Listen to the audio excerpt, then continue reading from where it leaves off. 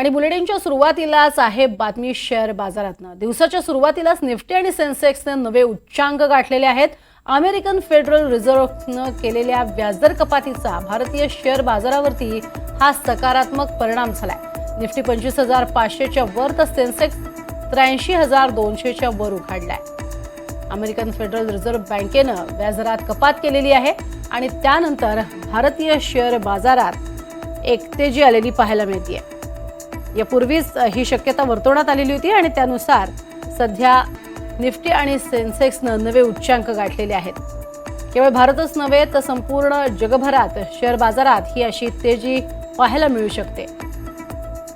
अधिक माहिती घेऊयात निनाद झारे आमचे प्रतिनिधी आपल्या सोबत आहेत। निनाद, ही अपेक्षा किंवा अंदाज वर्तवला जात होता, काय अधिक माहिती? बाजाराला अपेक्षा होतीच 25% म्हणजे 0.5% कपात होईल याची। फेडरल रिझर्व्हने 0.5% कपात जाहीर केली आहे, त्यामुळे बाजारासाठी ही सकारात्मक बाब आहे आणि याचे सकारात्मक परिणाम आपल्याला आज बघायला मिळतात। भारतीय शेअर बाजारात, आशियाई शेअर बाजारात सर्वत्र तेजीचं वातावरण आहे। फक्त शेअर बाजारातच असं नाही तेजी आहे असं नाही, तर सोने चांदी शिवाय पेट्रोल डिझेल किंवा इंधन कच्चं तेल या सगळ्याच कमॉडिटीज या बाजारात व्याजदर कपातीमुळे वर गेलेले आहेत। याचं महत्वाचं कारण म्हणजे अमेरिकन अर्थव्यवस्थेत जे स्लोडाऊन येणं अपेक्षित म्हणजे येईल अशी अपेक्षा आहे, ती व्याजदर कपातीमुळे थोडी त्याला खेळ बसणार आहे।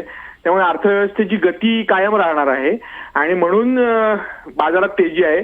बाजाराला अपेक्षा होती 0.5%ची, रिझर्व्ह बँक अमेरिकन फेडरल रिझर्व्हने 0.5% कपात जाहीर करून चांगली सकारात्मक गोष्ट केलेली आहे।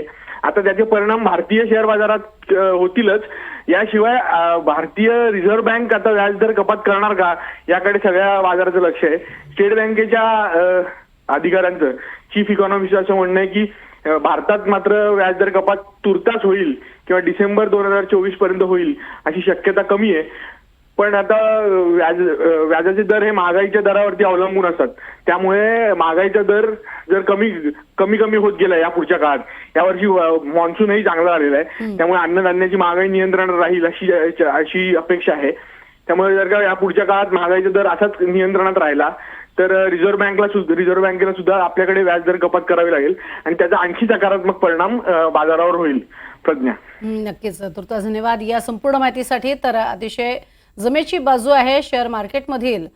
आज अर्थातच वाढलेले हे जे काही अमेरिकेतले व्याजदराचे परिणाम झालेले आहेत ते निफ्टी आणि सेन्सेक्सच्या नवीन उच्चांकामध्ये पाहायला मिळतात।